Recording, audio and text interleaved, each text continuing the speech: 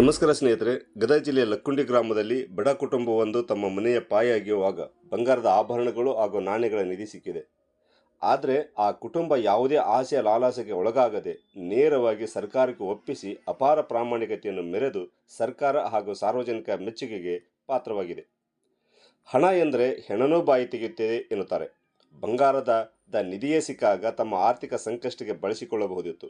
ಆದರೆ ಪ್ರಜ್ವಲ್ ರಿತ್ತಿ ಹಾಗೂ ಕುಟುಂಬ ತಮ್ಮ ದಲದ ಲಕ್ಷಾಂತರ ರೂಪಾಯಿ ಬೆಲೆ ಬಾಳುವ ಈ ಬಂಗಾರ ನಮಗೆ ಬೇಡ ಎಂದು ಸರ್ಕಾರಕ್ಕೆ ಒಪ್ಪಿಸಿ ಪ್ರಾಮಾಣಿಕತೆಗೆ ಸಾಕ್ಷಿಯಾಗಿದೆ. ಸಮಾಜಕ್ಕೆ ಮಾದರಿಯಾಗುವುದರ ಜೊತೆಗೆ ಅಪೂರ್ವ ಸಂದೇಶ ನೀಡಿದ್ದಾರೆ. ಅವರ ಈ ನಡೆ ಇಂದಿನ ಭ್ರಷ್ಟಾಚಾರ ಮತ್ತು ಸ್ವಾರ್ಥ ತುಂಬಿದ ಕಾಲಘಟ್ಟದಲ್ಲಿ ಅಪರೂಪದ ಬೆಳಕಿನ ಕಿರಣವಾಗಿದೆ. ಆದರೆ ಈ ಮನೆ ನಿರ್ಮಿಸಲು ಅಡಿಪಾಯ ತೆಗೆಯುವಾಗ ಸಿಕ್ಕ ನಿಧಿಯ ಕುರಿತು ಅಧಿಕಾರಿಗಳ ದ್ವಂದ್ವ ಹೇಳಿಕೆಗಳಿಂದ ಮನೆ ಮಾಲೀಕರಿಗೆ ಗೊಂದಲ ಹಾಗೂ ಸಂಕಟಕ್ಕೆ ಎಡೆಮಾಡಿದೆ. ಅಲ್ಲದೆ ಇದು ಜಿಲ್ಲೆಯ ಸಾರ್ವಜನಿಕರಲ್ಲಿ ಬೇರೆ ಅನುಮಾನಗಳಿಗೆ ತಿರುಗಿಕೊಳ್ಳುತ್ತಿದೆ. ಜನವರಿ 11ನೇ ತಾರೀಕಿನಂದು ಲಕ್ಕುಂಡಿ ಗ್ರಾಮಕ್ಕೆ ಭೇಟಿ ನೀಡಿದ ಪುರಾತತ್ವ ಇಲಾಖೆಯ ಧಾರವಾಡ ಅಧೀಕ್ಷಕ ರಮೇಶ್ ಮೂಲಿಮನಿ ಮಾಧ್ಯಮಗಳ ಮುಂದೆ ಪ್ರತಿಕ್ರಿಯೆ ನೀಡಿ, ಚಿನ್ನದ ನಾಣ್ಯಗಳು ಸಿಕ್ಕರೆ ಇತಿಹಾಸ ಅರಿಯಲು ಆಧಾರವಾಗುತ್ತಿತ್ತು. ಆದರೆ ನಿನ್ನೆ ತಾಮ್ರದ ತಂಬಿಗೆಯಲ್ಲಿ ಸಿಕ್ಕ ಚಿನ್ನಾಭರಣಗಳು ಮುರಿದಿವೆ. ಹಿಂದೆ ಅಜ್ಜ ಮುತ್ತಜ್ಜರು ಸುರಕ್ಷತೆ ದೃಷ್ಟಿಯಿಂದ ಒಲೆ ಬಳಿ ಆಭರಣಗಳು ಮುಚ್ಚಿಡುತ್ತಿದ್ದರು. ಅಂಥದೇ ಆಭರಣಗಳಲ್ಲೇ ಹೊರತು ನಿಧಿಯಲ್ಲ ಎಂದು ಹೇಳಿದ್ದಾರೆ. ಅಧಿಕಾರಿಗಳು ಈ ಹೇಳಿಕೆ ನೀಡುತ್ತಿದ್ದಂತೆ ನಿಧಿ ಸಿಕ್ಕ ಸ್ಥಳದ ಮಾಲೀಕರು ಗಂಗವ್ವ ರಿತ್ತಿ ಹಾಗೂ ಕುಟುಂಬ ಅಧಿಕಾರಿಗಳು ನಿಧಿಯಲ್ಲ ಎನ್ನುತ್ತಿದ್ದಾರೆ. ಅಲ್ಲದಿದ್ದರೆ ಬಂಗಾರ ನಮ್ಮದು, ನಮ್ಮ ಅಜ್ಜ ಮುತ್ತಜ್ಜ ಹಿರಿಕರು ಹಿಂದೆ ನಮ್ಮ ಮನೆಯಲ್ಲಿ ನೆಲ ಅಗೆದು ಇಟ್ಟಿರುವ ಬಂಗಾರ, ಅದನ್ನು ವಾಪಸ್ ಕೊಡಿ ಎಂದು ಆಗ್ರಹಿಸಿದ್ದಾರೆ. Mana ini marki wani ini menu marki ani maur marwe ni namuda. ಯಾರು ಅಧಿಕಾರಿ Ai mana na ini eni mo yalla ini marki yo an ya we ne ore wani. ಮಾತಾಡ್ರ Mayu ya ma in ma ada ni ni ora mane ma ada. Ma ada. ಇದು ತಿಳಿಯುತ್ತಿದ್ದಂತೆ ಮತ್ತೆ ಅದೇ ಧಾರವಾಡ ಪುರಾತತ್ವ ಇಲಾಖೆ ಅಧೀಕ್ಷಕ ಅಧಿಕಾರಿ ಮರುದಿನ 12ನೇ ತಾರೀಕಿನಂದು ಪತ್ರಿಕಾಗೋಷ್ಠಿಯಲ್ಲಿ, ನಾನು ನಿನ್ನೆ ಯಾವುದೋ ಒತ್ತಡದಲ್ಲಿ ಹೇಳಿಕೆ ನೀಡಿದ್ದೇನೆ, ಅದು ನಿಧಿಯಾಗಿದೆ. ಒತ್ತಡದಲ್ಲಿ ಹೇಳಿದ ಹೇಳಿಕೆಯನ್ನು ತಪ್ಪಾಗಿ ಭಾವಿಸಬೇಡಿ. ಅಲ್ಲಿ ಸಿಕ್ಕಿರುವ ನಿಧಿಯು 100 ವರ್ಷಗಳ ಹಿಂದಿನದಾಗಿದ್ದು ಪುರಾತನ ಆಭರಣಗಳಾಗಿವೆ. ನಿನ್ನೆ ನನ್ನ ಪರಿಸ್ಥಿತಿ ಹೇಗಿತ್ತೋ ಗೊತ್ತಿಲ್ಲ, ಆದರೆ ಇವತ್ತು ಹೇಳುತ್ತಿರುವುದು ಸತ್ಯ ಎಂದು ಹೇಳಿದ್ದಾರೆ. ಪುರಾತತ್ವ ಇಲಾಖೆ ಅಧಿಕಾರಿಗಳ ಈ ದ್ವಂದ್ವ ಹೇಳಿಕೆ ಯಾವುದೋ ಹಾಗೂ ಯಾರದೋ ಒತ್ತಡಕ್ಕೆ ಮಣಿದು ಅಥವಾ ಒಳಗಾಗಿ ಈ ಹೇಳಿಕೆ ಕೊಟ್ಟಿದ್ದಾರೆ ಎಂದು ಜಿಲ್ಲೆಯ ಪ್ರಜ್ಞಾವಂತ ಜನರು ಮಾತಾಡುತ್ತಿದ್ದಾರೆ ಮತ್ತು ಹಲವು ಅನುಮಾನಗಳಿಗೆ ಕಾರಣವಾಗಿದೆ ಎಂದು ಹೇಳುತ್ತಿದ್ದಾರೆ. ಮನೆ ಕಟ್ಟಲು ಅಡಿಪಾಯ ಅಗೆಯುವಾಗ ತಾಮ್ರದ ಪಾತ್ರೆಯಲ್ಲಿ ಚಿನ್ನದ ಒಡವೆಗಳಿರುವ ಸಿಕ್ಕ ನಿಧಿಯನ್ನು ಪ್ರಜ್ವಲ್ ರಿತ್ತಿ ಹಾಗೂ ತಾಯಿ ಗಂಗವ್ವ ರಿತ್ತಿ ತಮ್ಮದಲ್ಲೆಂದು ನಿಧಿಯನ್ನು ಪ್ರಾಮಾಣಿಕವಾಗಿ ಸರ್ಕಾರಕ್ಕೆ ಒಪ್ಪಿಸಿ ನಮಗೆ ಜಾಗ ಕೊಡಿ, ಮನೆ ಕಟ್ಟಿಸಿ, ಉದ್ಯೋಗ ನೀಡಿ ಎಂದು ಅಧಿಕಾರಿಗಳಲ್ಲಿ ಹಾಗೂ ಜಿಲ್ಲಾ ಉಸ್ತುವಾರಿ ಸಚಿವರಿಗೆ ಮನವಿ ಮಾಡಿಕೊಂಡಿದ್ದಾರೆ. ಆದರೆ ಪ್ರಾಮಾಣಿಕತೆಗೆ ಮೆರೆದ ಕುಟುಂಬಕ್ಕೆ ಸರ್ಕಾರ ಮತ್ತು ಅಧಿಕಾರಿಗಳು ಎಷ್ಟರ ಮಟ್ಟಿಗೆ ಪ್ರಾಮಾಣಿಕವಾಗಿ ನಡೆದುಕೊಳ್ಳುತ್ತಾರೋ ಎಂದು ಕಾದು ನೋಡಬೇಕು.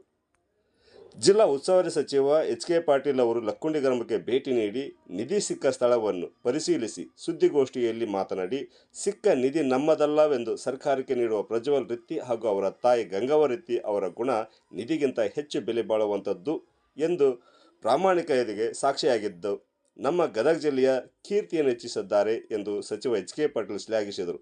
ಈ ಕುಟುಂಬಕ್ಕೆ ತಕ್ಕ ಗೌರವ ಹಾಗೂ ನೆರವು ನೀಡಲಾಗುವುದು ಎಂದು ಭರವಸೆ ನೀಡಿದ್ದಾರೆ. 1962 ಆ್ಯಕ್ಟ್ ಪ್ರಕಾರ ಭೂಮಿಯಿಂದ ಒಂದು ಅಡಿ ಕೆಳಗಡೆ ಅಥವಾ ಭೂಮಿಗೆ ಅಂಟಿಕೊಂಡಂತೆ ಯಾವುದೇ ಒಂದು 10 ರೂಪಾಯಿ ಮೌಲ್ಯಕ್ಕಿಂತ ಹೆಚ್ಚಿನ ಮೌಲ್ಯದ ಯಾವುದೇ ವಸ್ತು ಸಿಕ್ಕರೆ ಸರ್ಕಾರದ ಆಸ್ತಿ ಸರ್ ಅದು. ಓಕೆ, 1962 ಆ್ಯಕ್ಟ್ ಪ್ರಕಾರ ಟ್ರೆಜೆಟ್ರು ಇದರಲ್ಲಿ ನಾವು ಜಿಲ್ಲಾಡಳಿತ ಹ್ಯಾಂಡ್ ಓವರ್ ಮಾಡ್ಕೊಂಡಿರುತ್ತೆ ಸರ್. ಅದ್ರ ಮೇಲೆ ನಮ್ಮ ಇಲಾಖೆ ಇದ್ದ ಅದ್ರದ್ದು ಏನು ಪ್ರೊಸೀಜರ್ ಇದೆಯೋ ಅದು ಪ್ರೊಸೀಜರ್ ಮಾಡಿ ಅದ್ರ ಪ್ರಕಾರ ವರದಿ ಸಲ್ಲಿಸ್ತೀವಿ. ಅದು ವರದಿ ಸಲ್ಲಿಸಿದ ನಂತರ ಅವ್ರಿಗೆ ಏನು ಪರಿಹಾರ ಕೊಡೋದಿದೆಯೋ ಅದು ಜಿಲ್ಲಾಡಳಿತ ನಿರ್ಧರಿಸ್ತದೆ ಸರ್.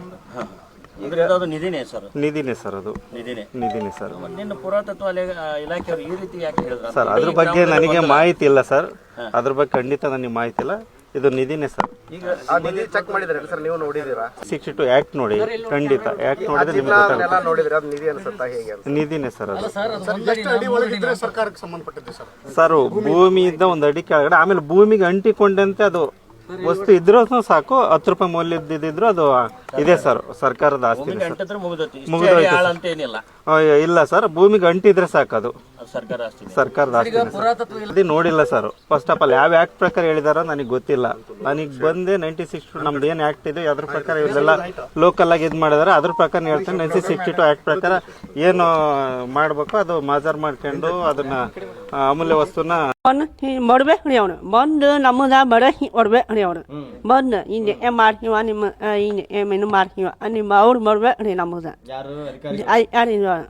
ಬಂದು ನಾ ಹಿಂಗೆ ನಿಮ್ಮದು ಎಲ್ಲ ಇದು ಮಾಡ್ಕೊತೀವ ಅಂದು ಹೇಳ್ಬೇಕು ರೀ ಅವ್ರು ಬಂದು ಇವ್ ಏನು ಮಾತಾಡ ಇವರ ಮೇಲೆ ಮಾತಾಡ ಅಲ್ಲ ಈಗ ಅವತ್ತು ಏನೇನು ಹೇಳಿದ್ರಿ ನಿಮ್ಗೆ ಅವತ್ತು ಮಾತಾಡಿದಾಗ ಏನೇನು ಹೇಳಿದ್ರಿ? ನಿಮ್ಮದೆಲ್ಲ ಇದು ಮಾಡ್ಕೊತೀವ ನಾವು ನಿಮ್ಗೆಲ್ಲ ನಿಮ್ಗೆ ಏನೇನು ಬೇಕು ಮಾಡ್ಕೊತೀವಿ ಇನ್ನು ನೋಡಿ ಕೊಡ್ತೀನಿ ನಿನ್ನ ಮನಿ ಇಲ್ಲ ಏನೋ ಮನಿ ಇವ ಅನ್ನು ಯಾರು ಹೇಳ್ಯಾರ ಫೋನ್ ಅದೇ ಜಾಗದಾಗ ಹಾಕಿಸ್ಕೊಡ್ತಾರೋ ಅಥವಾ ಬೇರೆ ಕಡೆ ಹಿಡಿದ ಜಾಗ ಇನ್ನು ಏನು ಏನು ಅವ್ರು ಇನ್ನು ಏನು ಏನು ಅವ್ರು ಅಲ್ಲ ಈಗ ಮತ್ತು ನಿಮ್ಗೆ ಬಂಗಾರ ವಾಪಸ್ ನಮ್ಗೆ ಬೇಕು ಅನ್ನುವಂತ ಮನಸ್ಥಿತಿ ಬಂದಿತ್ತಲ್ಲ ಅಥವಾ ಯಾಕೆ ನೋಡಾಮೆ ಮುನಿ ಮನಿ ಹೇಳ್ತಾರೆ ಯಾರು ಇನ್ನಲ್ಲ ನಮ್ಮ ಒಂದು ಭಯ ಅನ್ಕೊರಿ ನಿಮ್ದು ಇನ್ನು ನೀವು ಯಾಕೆ ಕೊಡ್ರಿ ಅನ್ನ ಅವ್ರು ನಾವು ಬ್ಯಾಡ ಅನ್ನ ಬ್ಯಾರಿ ಅಂದ್ರೆ ನೀವು ಯಾಕೆ ಇನ್ನ ಒಂದು ನಮ್ಮದು ಒಂದು ಅಂದ್ರೆ ಅದು ನಮ್ಗೆ ಬ್ಯಾಡ ಅಂದ್ವಿ ನಾವು ಅಂದ್ರೆ ನಿಮ್ಮ ಮನೆಯೊಳಗ ಸಿಕ್ಕಿತ್ತು ಅದು ನಿಮ್ಮದೇ ಅಂತ ಅವ್ರು ಹೇಳಿದ್ರು. ಸೇವನ ಮಾಡಿ ಅವ್ರು ಅವ್ನು ಬಂದಾರ ಬಗ್ಗೆ ಸೇವನ ಮಾಡಿದ್ರು ಅವ್ರು ನಮ್ಮ ಮನಸ್ಸು ಒಂಥರ ರೀ